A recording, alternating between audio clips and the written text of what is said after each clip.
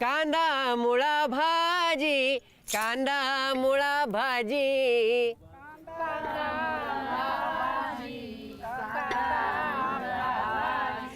अवघी विठाई माझी, अवघी विठाई माझी.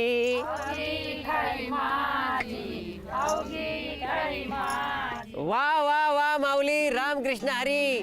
सकाळी सकाळी तुमचं मी झी टॉकीजवर पुन्हा एकदा मनापासून स्वागत करतो आणि वारीमध्ये सुद्धा मनापासून स्वागत करतो तुमच्या लाडक्या कार्यक्रमात, ज्या कार्यक्रमाचं नाव आहे संतूर सहप्रस्तुत गजर कीर्तनाचा सोहळा आनंदाचा. सकाळच्या पारी वंदुनी श्री हरी, वासुदेव तुम्हाला धावतोय पंढरीची वारी. रामकृष्ण हरी. पंढरीच्या वाट दिंड्या पताका लोळती, देवा त्या विठ्ठलाचं साधू रिंगण खेळती.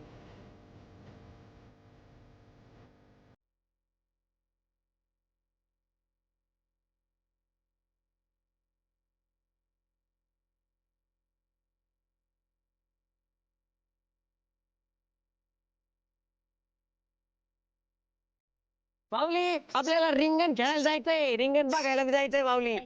आपण चांदोबाचे लिंब येथील उभं रिंगण पाहिलंय माऊली. आता नातेपुते येथून प्रस्थान केल्यावर आपल्याला पहिलं गोल रिंगण बघायचंय माऊली. पहिल्या गोल रिंगणाचा उत्साह किती मोठा असतो. या दिंडीमध्ये गोल रिंगणाचे महत्व खरंच खूप जास्त आहे. एवढा मोठा जनसागर तिथे असतो आणि प्रत्येक जणांच्या ओठावर माऊलींचं नाव असतं, विठोबाचं नाव असतं. खरंच दिंडीमध्ये या उत्सवाचं महत्व खूप जास्त आहे. आपल्या लोकगीतांमध्ये सुद्धा या रिंगणाचं महत्व सांगितलेलं आहे. आणि ज्ञानेश्वर माऊली पण म्हणतात, हृदय शुद्धीचा आवारी. माऊलींनी पण रिंगणाचं खूप मोठं महत्व सांगितलंय. या रिंगणामध्ये भेटीगाठी होतात, वेगवेगळे खेळ खेळले जातात. वारकऱ्यांचा केवढा उत्साह पाहायला मिळतो या रिंगणामध्ये. माऊली, जर का एखादी सरळ रेष असन तर त्याला सुरुवात आणि शेवट असतो, पण जर रिंगण असन तर रिंगणाला कुठं सुरुवात आणि कुठं शेवट नसती. हे रिंगण म्हणजेच वारकऱ्यांची अखंडता, त्यांची एकता या रिंगणामध्ये दिसते माऊली. पण नंतर रिंगणामध्ये खूप उत्साहाने खेळ खेळल्यानंतर पुढच्या प्रवासासाठी पण खूप मोठा उत्साह घेऊन वारकरी पुढे निघतात. व त्याच्यानंतर पुढं माळशिरसमध्ये मुक्काम होतो. आता सकाळी सकाळी मुक्कामाचं काय सांगायला लागलं बा म्हणता तुम्ही. पण तसं नाहीये. आपल्याला आता उत्साहात पुढे जायचंच आहे. त्याबरोबर आपल्याला उत्साहात माऊलींची कथा सुद्धा ऐकायची आहे.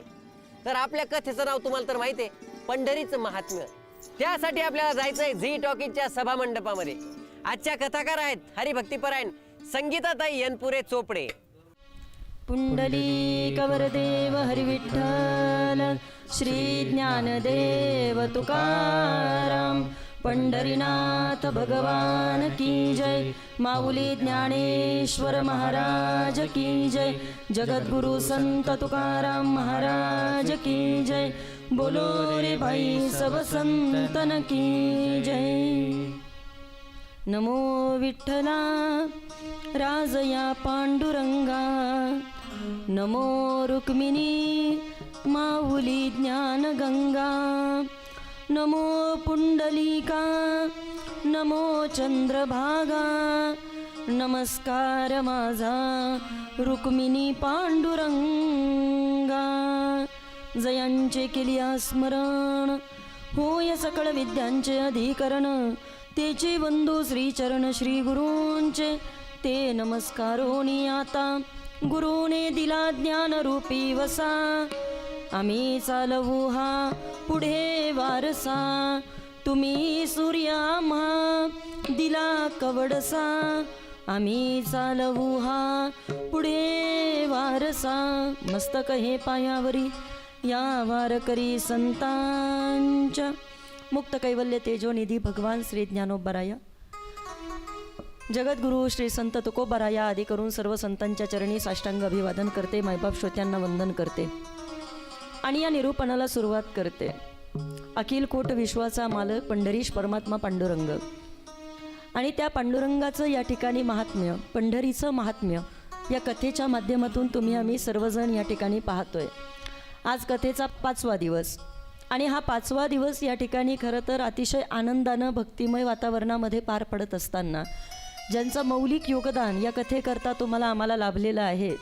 खरं तर कैवल्य साम्राज्य चक्रवर्ती माऊली महावैष्णव ज्ञानोबराया यांचा 750वा जन्मोत्सव आणि या 750व्या जन्मोत्सवाचं आयोजन करत असताना किंवा त्याचं एक औचित्य साधून या ठिकाणी आषाढी वारीचा हा सोहळा जो जगभर या ठिकाणी खऱ्या अर्थानं प्रसिद्ध आहे, आणि मग या आषाढी वारीच्या सुंदर असणाऱ्या या परवणीमध्ये आपण 10 दिवस या ठिकाणी माऊलींचा हरिपाठ आणि त्याच्यावरती केलेलं एक विशेष चिंतन आपण सर्वांनी पाहिलं. आणि आता या पंढरीचं महात्म्य पाहत असताना सगळ्या दिंड्यांना, सगळ्या संतांना घेऊन ही वारी आपल्याला खरं तर पंढरपूरपर्यंत न्यायची आहे. आणि काय आहे या पंढरीचं महात्म्य या कथेच्या माध्यमातून तुम्हाला आम्हाला खरं तर पाहायचं आहे. झी टॉकीज वाहिनीचे आपण या ठिकाणी आभार मानतोय, कारण या ठिकाणी त्यांच्याच अथक परिश्रमातून हा कार्यक्रम महाराष्ट्र आणि महाराष्ट्राच्या बाहेर सगळी लोक खरं तर पाहतात. आणि म्हणून विशेषत्वानं आज या जांभूळ गावामध्ये जणू काय पंढरी साक्षात अवतरली काय असं म्हणायला हरकत नाही, कारण भगवंत कुणाकडेही या ठिकाणी खरं तर जात नाही, पण ही कथा जांभूळ गावामध्ये व्हावी आणि त्याच्याकरता ज्यांचं एक अतिशय आपल्याला सुंदर योगदान लाभतंय असे आमचे परमार्थप्रेमी, परमादरणीय, परमश्रद्धेय आपल्या जांभूळ गावचे एक आदर्श सरपंच माननीय संतोष भाऊ जांभूळकर, की ज्यांच्या अथक परिश्रमातून हा सुंदर असणारा कार्यक्रम इथं संपूर्ण तुम्ही आम्ही सर्वजण पाहतोय. भाऊंचे आभार व्यक्त करते, झी टॉकीज वाहिनीचे आभार व्यक्त करते. ज्ञानोबाराया तुकोबाराया जशी बुद्धी देतील तसं या ठिकाणी आपण बोलणार आहोत. पण ज्या विठुरायाच्या भेटीकरता जाण्याकरता आणि ज्या पंढरीमध्ये पोहोचण्याकरता प्रत्येक वारकऱ्याची जी आस या ठिकाणी खऱ्या अर्थानं लागलेली आहे आणि प्रत्येक वारकऱ्याचं जे अंतःकरण आता या ठिकाणी वारीमध्ये पंढरपूरमध्ये जाण्याकरता तळमळत आहे ना, एकदा त्या विठुरायाचं गोड भजन करूया आणि मग आपण कथेला प्रारंभ करूया. सर्वांनी हातानं टाळी वाजवा, मुखानं भजनाचा आनंद घ्या.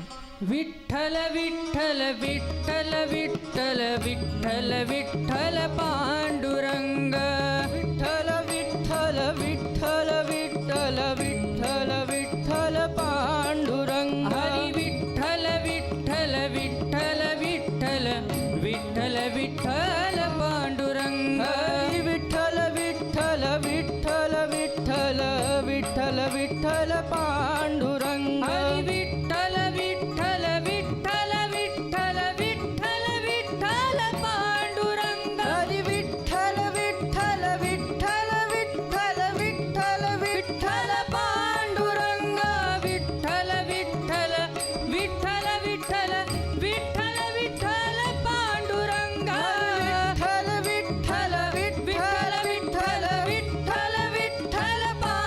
पांडुरंग, विठ्ठल विठ्ठल विठ्ठल विठ्ठल विठ्ठल विठ्ठल पांडुरंग, विठ्ठल विठ्ठल विठ्ठल विठ्ठल विठ्ठल पांडुरंग, हरी विठ्ठल विठ्ठल विठ्ठल विठ्ठल विठ्ठल विठ्ठल पांडुरंग, हरी विठ्ठल विठ्ठल विठ्ठल विठ्ठल विठ्ठल विठ्ठल पांडुरंग, हरी विठ्ठल विठ्ठल विठ्ठल विठ्ठल विठ्ठल विठ्ठल पांडुरंग, विठ्ठल विठ्ठल विठ्ठल विठ्ठल विठ्ठल विठ्ठल पांडुरंग, हरी विठ्ठल विठ्ठल विठ्ठल विठ्ठल विठ्ठल विठ्ठल पांडुरंग, हरी विठ्ठल विठ्ठल विठ्ठल विठ्ठल विठ्ठल विठ्ठल पांडुरंग, पांडुरंग.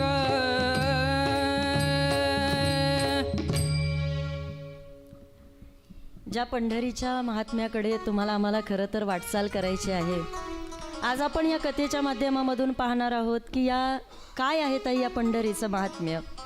जगामध्ये तीर्थक्षेत्र भरपूर आहेत, बरोबर की नाही, पण तरीसुद्धा पंढरीच महत्त्वाची का बरं, हे आज कथेच्या माध्यमातून आपल्याला पाहायचं आहे. वारी किती महत्त्वाची आहे ते आपण कालपर्यंत पाहत होतो आणि आपण पाहिलं वारीला का गेलं पाहिजे, वारीमध्ये गेल्यानंतर नेमका कोणता आनंद मिळतो, कोणता त्रास वारकऱ्यांना सहन करावा लागतो, ते सगळं आपण पाहिलं. पण हे सगळं सहन करत असताना जे वारकरी पंढरीच्या दिशेनं निघालेले आहेत, मग ताई त्या पंढरीचं असं काय महात्म्य आहे की आम्हाला त्या तीर्थक्षेत्राबद्दल खरं तर आज तुम्ही काहीतरी सांगितलं पाहिजे. आज एक विशेष भागावरती आपल्याला खरं तर आज चिंतन करायचं आहे. अनेक तीर्थक्षेत्र आहेत, पण तरीसुद्धा पंढरीच महत्त्वाची का ते आम्हाला आज या कथेच्या माध्यमातून पाहायचं आहे. सांगेल मी तुम्हाला, ऐका. तीर्थक्षेत्र म्हणजे काय असा जर एखाद्यानं प्रश्न विचारला तर त्याचा एक साधा अर्थ होतो. काय साधा अर्थ आहे? तीर्थक्षेत्र त्याला म्हणायचं का जी या ठिकाणी पवित्र आणि पावनभूमी आहे. तीर्थ म्हणजे पवित्र आणि क्षेत्र म्हणजे भूमी. पावन असणारी जी भूमी आहे ना त्याला तीर्थक्षेत्र असं म्हटलं जातं. पवित्र पावन असलेल्या भूमीला आपण तीर्थक्षेत्र म्हणत असतो. पण आता ऐका, पवित्र पावन भूमीला जरी आम्ही तीर्थक्षेत्र म्हणत असलो पण तरीसुद्धा त्याहीपेक्षा पलीकडे एक आणखीन व्याख्या आहे क्षेत्राची. कोणती? देव आणि संत यांच्या वास्तव्यानं जी भूमी पवित्र होत असते तिला आपण क्षेत्र असं म्हणतो. काय म्हणतो? क्षेत्र असं म्हणत असतो. एकतर तिथं देवाचं वास्तव्य पाहिजे, नाहीतर मग तिचं संतांचं वास्तव्य पाहिजे. तुम्ही पहा, आळंदीमध्ये आपण या ठिकाणी तीर्थक्षेत्र म्हणून पाहतो. त्याच्या मागचं कारण आहे, माऊली महावैष्णव ज्ञानोबाराया आजही वारकऱ्यांच्या दृष्टीनं तिथं संजीवन समाधीमध्ये आम्हाला दिसतात, तिथं आम्हाला आहेत, आम्हाला त्यांचा आजही भास होतो. हे आम्हाला अंतःकरणापासून माहिती आहे, म्हणून आपण त्याला तीर्थक्षेत्र असं म्हणतो. जगद्गुरू तुकोबाराया वैकुंठाला निघून गेले. देहूमध्ये या ठिकाणी जोपर्यंत ते होते, जोपर्यंत आहेत, किंवा वैकुंठाला गेल्यानंतर मात्र देहू गावाकडे आपण पाहत असताना या ठिकाणी पवित्र भूमी म्हणून आपण पाहतो. का? कारण तुकोबारायांचं तिथून वैकुंठ गमन झालेलं आहे. पण आळंदीमध्ये मात्र ज्ञानोबा आजही तिथं आहेत समाधीच्या रूपानं, म्हणून आळंदीकडे पाहताना आपण तीर्थक्षेत्राच्या रूपानं पाहतो. एकतर तिथं देवाचं वास्तव्य पाहिजे, नाहीतर मग तिथं संतांचं वास्तव्य पाहिजे. आणि आळंदीला आम्ही तीर्थक्षेत्र का म्हणतो? संतांना विचारा, संत आपल्याला सांगतात, आळंदी हे गाव पुण्यभूमी ठाव. आळंदी हे गाव पुण्यभूमी ठाव. आळंदी हे गाव पुण्यभूमी ठाव. आळंदी हे गाव पुण्यभूमी ठाव. दैवताचे नाव सिद्धेश्वर. दैवताचे नाव सिद्धेश्वर. दैवताचे नाव सिद्धेश्वर. दैवताचे नाव सिद्धेश्वर.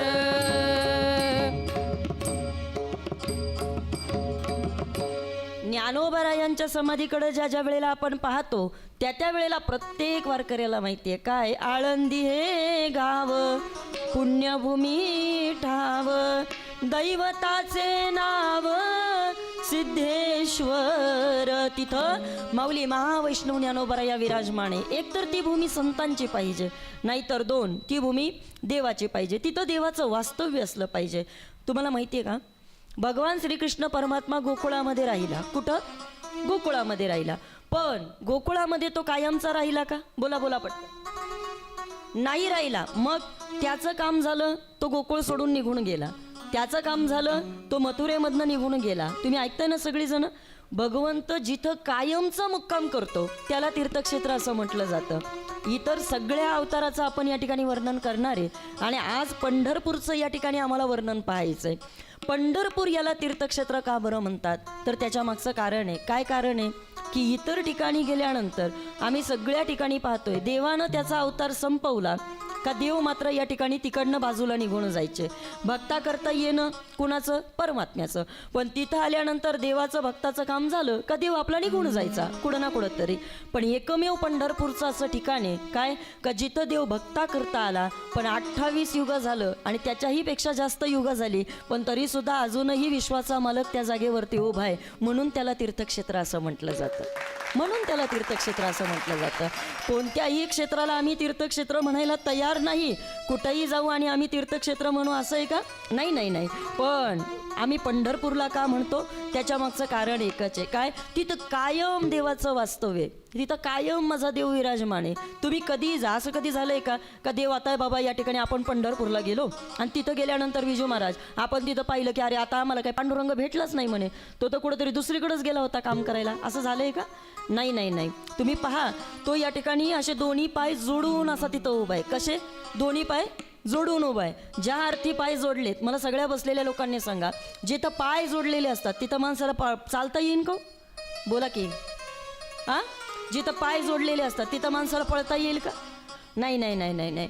पुंडलिकरायानं देवाला तेच सांगितलं, देवा इथं उभा राहा, पण असा तसा नाही, इथं पाय जोडून उभा राहा. का बरं? कारण जर तुझे पाय जोडलेले असतील ना तर तू कुठं आम्हाला सोडून जाणार नाही. जर तुझे पाय जोडलेले असतील ना तर तू आम्हाला टाकून कुठं जाऊ शकत नाही, तू कुठं पळून जाऊ शकत नाही. आणि म्हणून आम्हाला पाहायचं आहे की आज ताई अनेक क्षेत्र आहेत, अनेक तीर्थक्षेत्र आम्ही पाहतो.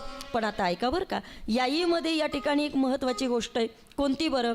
तीर्थक्षेत्र कोणाला म्हणायचं तर त्याच्या 3 व्याख्या आपल्याला शास्त्रामध्ये सांगितल्या जातात. किती? 3 व्याख्या सांगितल्या जातात. 1, वेदानं एकतर सांगितलेला देव त्याच्यामध्ये असला पाहिजे, तुकाराम महाराज, मग त्याला तीर्थक्षेत्र असं म्हटलं जातं.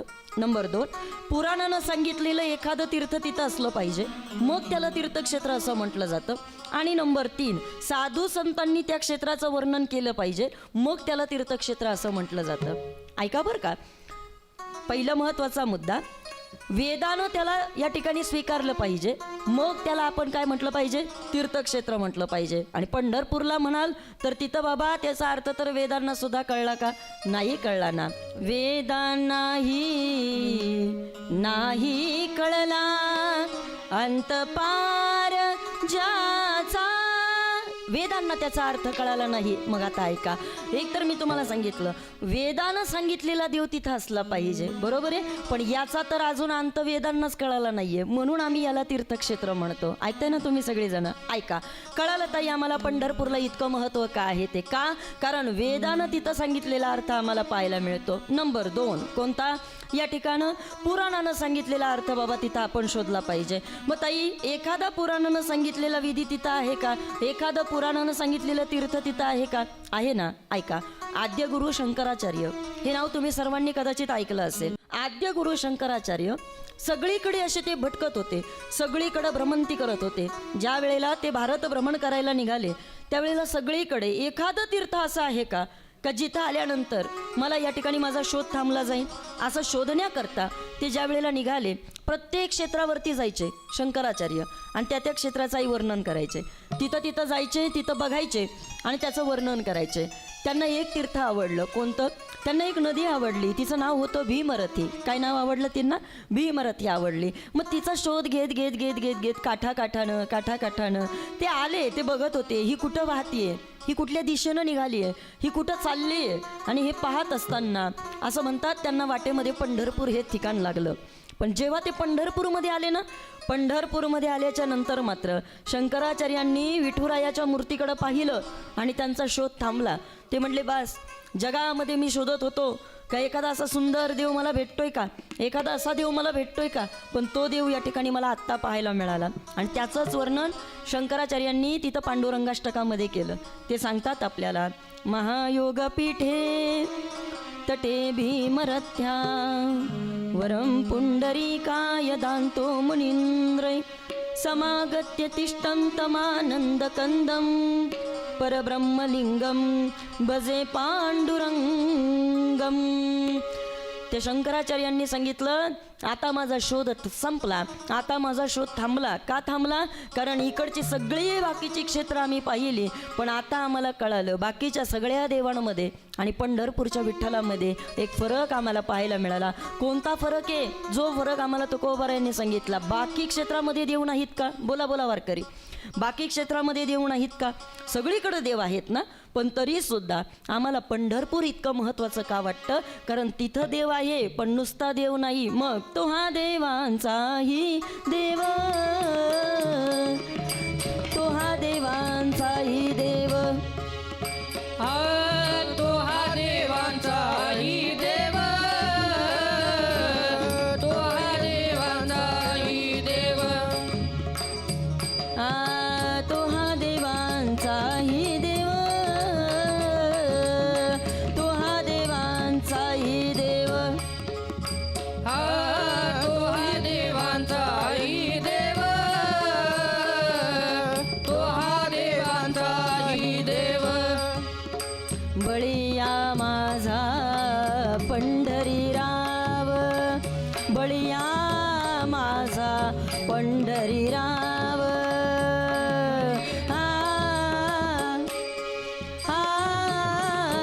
तो हा देवांचाही देव, तो हा देवांचाही देव.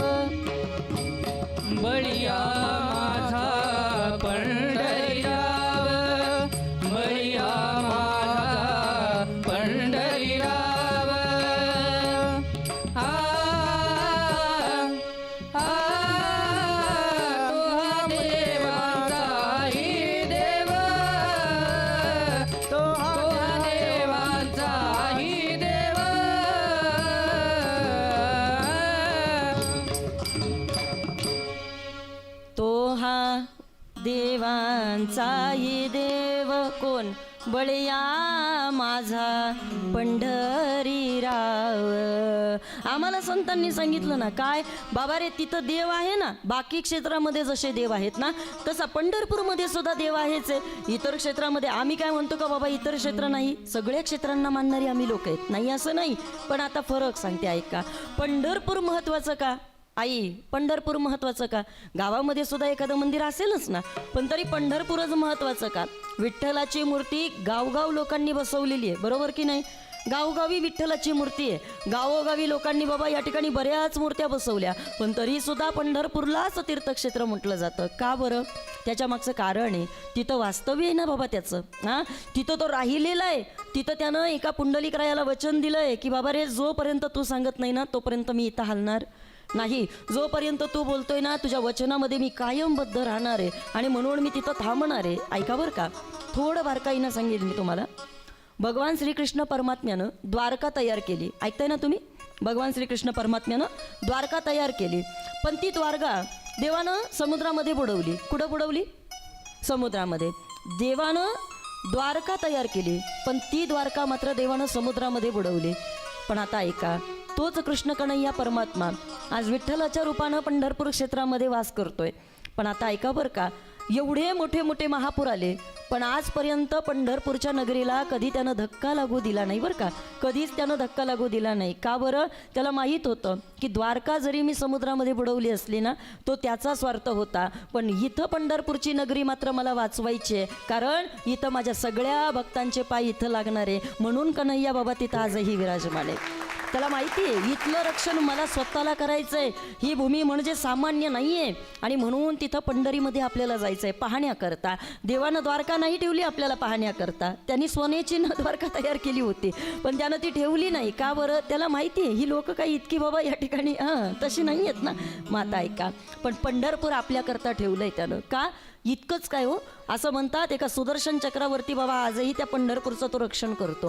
हां, किती संकट येऊ दे, किती काही होऊ दे, तुम्ही पहा जुने काही वारकरी असतील ना त्यांच्याशी कधी भेटा, ते तुम्हाला सांगतील किती मोठे मोठे महापूर यायचे पंढरपुरामध्ये. पुंडलिकरायाचं मंदिर पूर्ण पाण्यामध्ये असायचं. अगदी असं म्हणतात कुणीतरी का चोखोबारायांच्या पायरीपर्यंत पाणी लागलं होतं, इतके महापूर असायचे.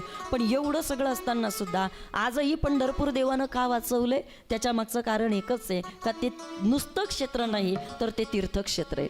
हां, तिथं पंढरपूरचे वारकरी भेटायला येणार आहे, आणि म्हणून देवाला बाबा त्याचं रक्षण करावं लागलं. हां, या बाकीच्या क्षेत्रांना आम्ही बाबा या ठिकाणी काही बोलत नाही, पण थोडी महती मला आज पंढरपूरच्या क्षेत्राची तुम्हाला सांगायची आहे. ऐका बरं का, एक साधक असा तुकोबारायांकडे गेला, आणि तुकोबारायांना म्हटला, तुकोबा तुम्ही भक्ती करता, आम्ही पण भक्ती करतो. तुम्ही जाता पंढरपूरला ज्ञानोबारायांचा जयघोष करत, तुम्ही जाता पंढरपूरला विठ्ठलाचा नामघोष करत, आम्ही पण आमच्या देवाची भक्ती करतो ना, पण तुम्हाला देव भेटतो ना, आम्हाला देव का बरं भेटत नाही? तुकोबा म्हटले, कोडच आहे, पण बरं झालं असं विचारणारं कोणीतरी आम्हाला भेटलंही पाहिजे, बरोबर ना? पुसावेसी ह्याचे वाटे, कुणीतरी आम्हाला असं भेटलं सुद्धा पाहिजे ना. काही माणसं बाबा या ठिकाणी प्रश्नच विचारत नाही, आणि काहींचे प्रश्न असे विचित्र असतात ना त्याची उत्तरच द्यावीशी वाटत नाही. हां, एका आगाऊ पोरानं मला प्रश्न विचारला, माझं कीर्तन झालं मंदार महाराज, आणि त्या पोरानं मला प्रश्न विचारला. मला म्हटलं, संगीताताई मला तुम्हाला काहीतरी विचारायचं आहे. म्हटलं, विचार ना बाळा, एकतर मला कोणी विचारणारं भेटत नाही, आणि त्यातलं त्यात कोणी विचारणारं असलं आपल्यालाही बरं वाटतं ना. म्हटलं, विचार बाळा, तुला काय विचारायचं आहे? तर मला म्हटलं, पण ताई तुम्ही मला सांगाल ना? म्हटलं, नक्की सांगेल, तू फक्त विचारून तर बघ. आणि मग मला वाटलं ज्ञानेश्वरीतलं गीतेतलं काहीतरी विचारेल आपल्याला, तो गाथेतलं काहीतरी विचारेल. म्हटलं, विचार बाळा. आणि त्यानं मग मला प्रश्न विचारला. मला म्हटलं, संगीताताई मला एक सांगा बरं. म्हटलं, काय? म्हटलं, पिसाळलेलं कुत्रं चावलं का किती इंजेक्शन घ्यायची?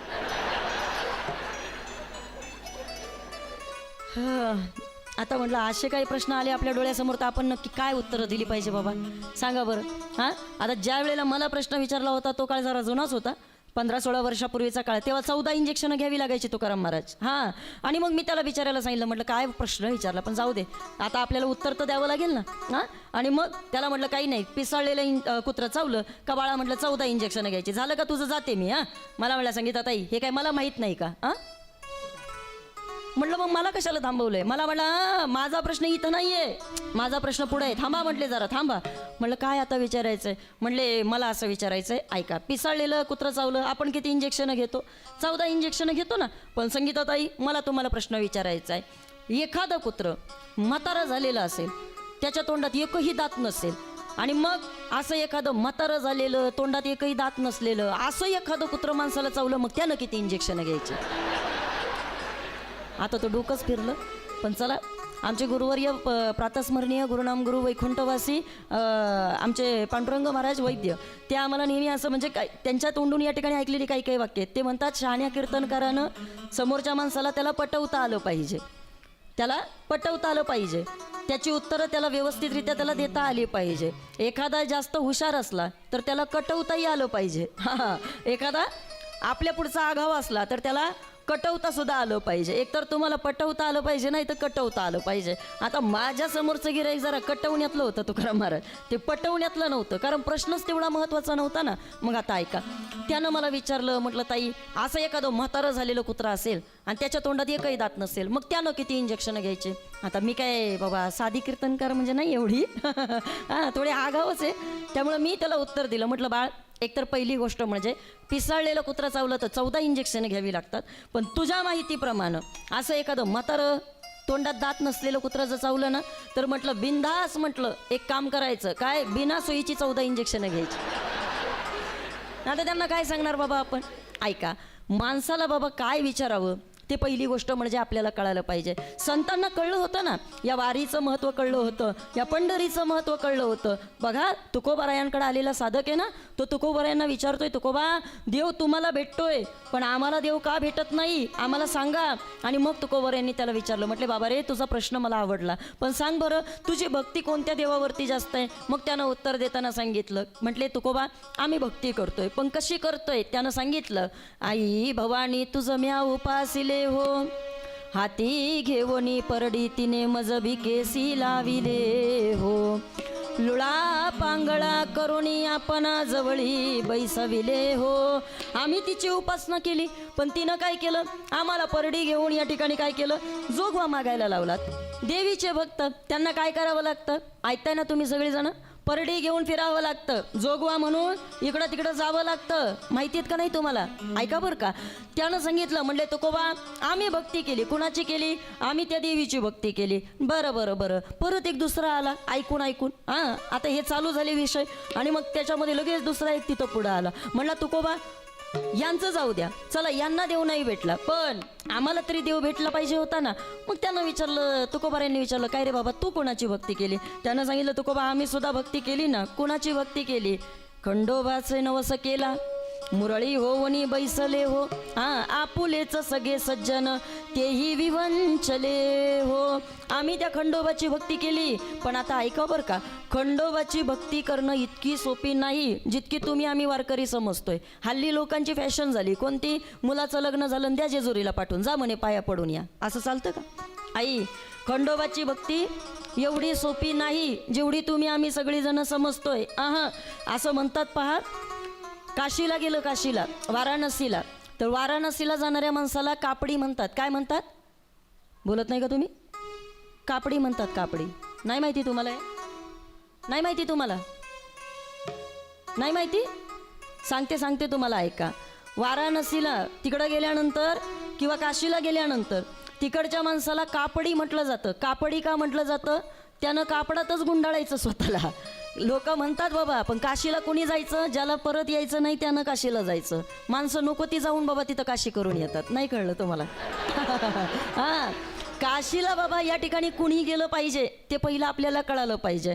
जी माणसं काशीला जातात ना, शास्त्र सांगतं त्यानं परत घरी यायचं नाही. माणसं मरण्याकरता काशीला जातात. हां, माझं पटत नाही ना, संतांकडे या. संत सांगतात, बाबा रे, आम्ही बाबा जर वाराणसीला जायचं ठरवतोय, आम्ही जर काशीला जायचं ठरवतोय ना, आम्हाला तर त्या क्षेत्रामध्ये जायचं असेल ना, तर आम्ही कापडी झालं पाहिजे. का बरं कापडी झालं पाहिजे? महाराजांचं गोड प्रमाणे, कापडी रे आम्ही कापडी रे, कापडी रे आम्ही कापडी रे,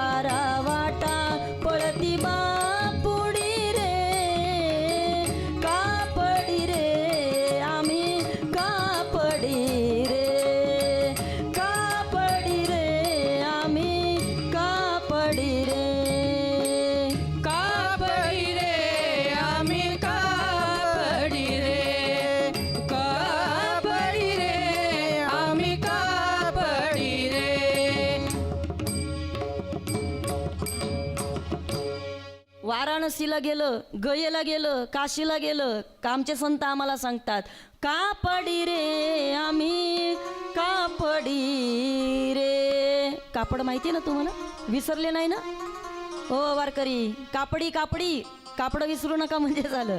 आम्हाला फक्त घरात घालायचीच कापडं माहिती आहेत. शेवटी एक कापड गुंडाळलं जातं माहिती ना, हा ते कापड महत्वाचं आहे. संतांनी आम्हाला सांगितलं वाराणसीला जा, तिकडं गेल्यानंतर तुम्हाला हा नियम पाळावा लागेल. कोणता? बघा बरं का, तिकडं गेल्यानंतर कापे 12 वाटा, तिकडं गेल्यानंतर त्या 12 वाटा आहेत ना त्या सगळ्या विसरायच्या. कोणत्या? घरी येण्याच्या. त्या सगळ्या वाटा विसरून जायच्या. पळती बापुडी रे, परत इकडं यायचं. फार टेन्शनमध्ये चाले बाबा काय काय लोक. ऐका बरं का, वाराणसीला गेल्यानंतर परत यायचं नाही. आता खंडोबाला, मगाशी विषय चाललाय ना आपला, खंडोबाचा भक्त आहे बाबा. पण आता ऐका, खंडोबाचा भक्त होणं सुद्धा इतकं सोपं नाही. कारण असं म्हणतात त्याच्या दारामध्ये राहायचं म्हटलं का तिथं मुरळी होऊन बसावं लागतं. आणि म्हणून तुम्ही पहा, आजही त्याच्या दारामध्ये कितीतरी मुरळ्या तिथं बसलेल्या असतात. आणि मग तिथं गेल्यानंतर त्या मुरळ्यांकडे पाहिलं का त्या आपल्याला सांगत असतात, लहानपणाची मी झाले मुरळी बालपणाची, लहानपणाची मी झाले मुरळी बालपणाची, लहानपणाची मी झाले मुरळी बालपणाची, लहानपणाची मी झाले मुरळी बालपणाची.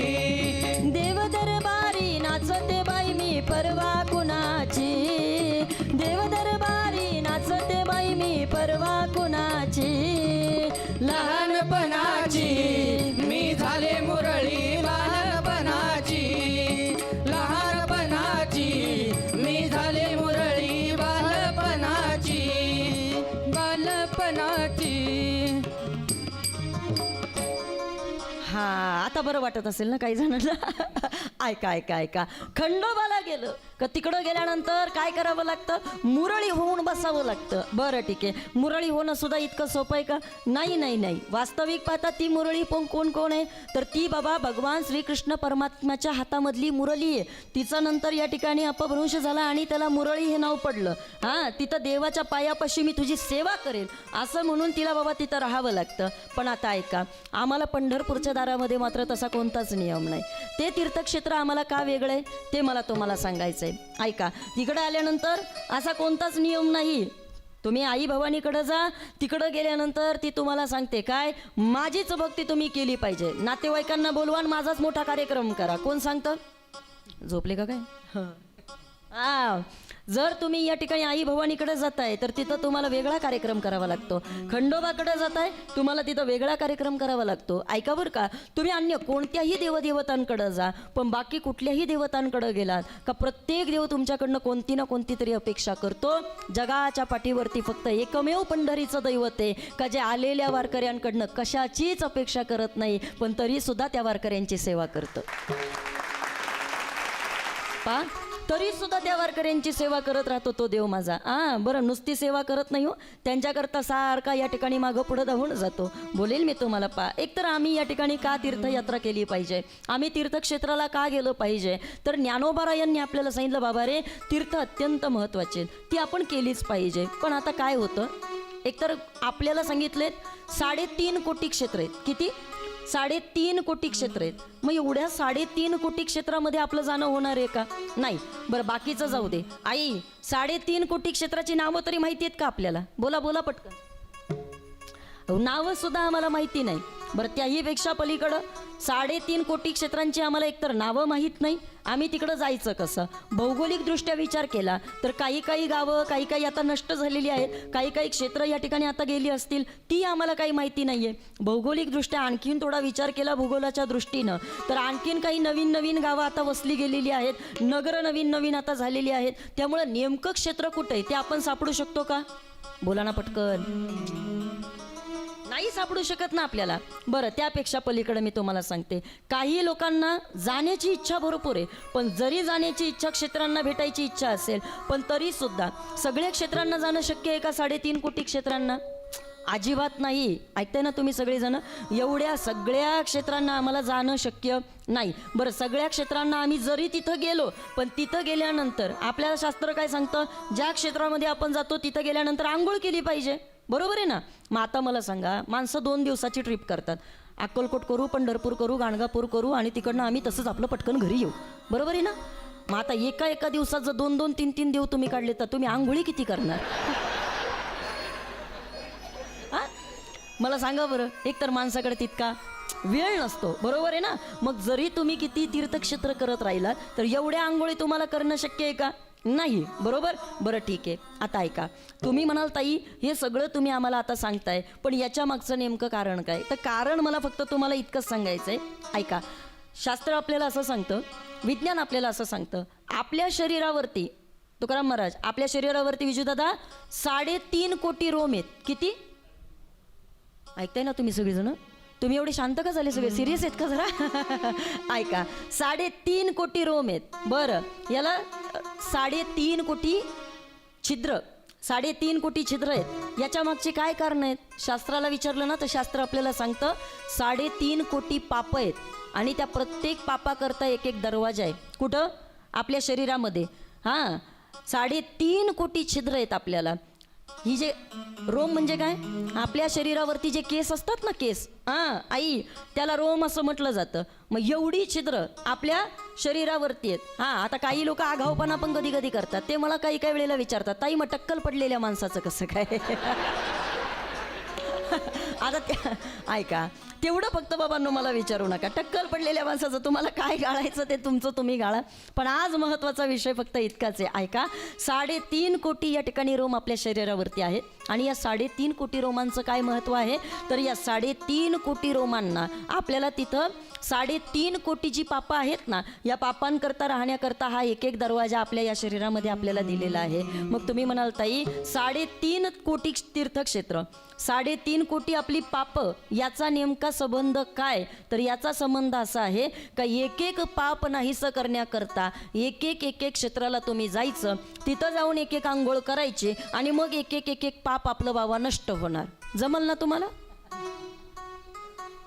नाही जमणार? बघा बाबा, आता शास्त्र तर असंच सांगते. आता मी तरी तुम्हाला वेगळं काय सांगायचं? तुम्हाला दिलासा देण्याकरता थोडी माझ्याकडं काय आहे.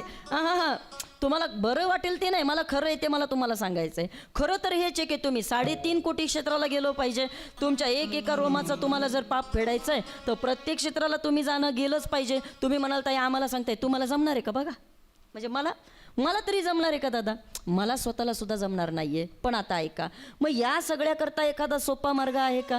तो सोपा मार्ग आपल्याला ज्ञानोबरायांनी सांगितला. घडेल ना बाबा? काय घडेल? ऐका, तीर्थे जिये त्रिभुवनी, जे का घडती समुद्र बघाहनी. ज्ञानोबरायांनी आपल्याला सोपा मार्ग सांगितला. एक करायचं, काय करायचं? वर्षातून एकदा समुद्राची आंघोळ करून यायची. समुद्रामध्ये जायचं नाही, आंघोळ करायची. कुठं? बोलत नाही का तुम्ही? बोला ना. कारण सगळ्या नद्या येऊन कोणाला मिळतात? समुद्राला मिळतात. मग काय करायचं? समुद्राची आंघोळ करायची. आता तुम्ही म्हणाल ताई समुद्राची आंघोळ करता आम्हाला नाही येते. ऐका बरं का, पंढरपूरचं क्षेत्र हे आम्हाला समुद्रापेक्षाही मोठं का, याचं वर्णन आम्हाला संतांनी करून सांगितलं. ते म्हणतात बाबा रे, समुद्रामध्ये तिथं जरी तुम्ही गेलात पण तिथं आंघोळ केलं तर तुम्हाला पुण्य मिळणार आहे. बरोबर आहे ना? किमान तुम्हाला तिथं जाऊन भिजावं लागणार आहे, तुम्हाला तिथं जाऊन आंघोळ करावी लागणार आहे. पण तीर्थक्षेत्र पंढरपूरचं इतकं का महत्त्वाचं आहे? कारण तिथं गेल्यानंतर तरी अंग ओलं करावं लागतं, तिथं गेल्यानंतर तरी आंघोळ करावी लागते. पण इकडं मात्र तसं नाही आहे. मग इकडं काय आहे? चंद्रभागा डोळा देखलिया, देखलिया, चंद्रभागा डोळा देखलिया, देखलिया, चंद्रभागा डोळा देखलिया, देखलिया, चंद्रभागा डोळा देखलिया. अवघीच तीर्थे घडती एका वेळा, अवघीच तीर्थे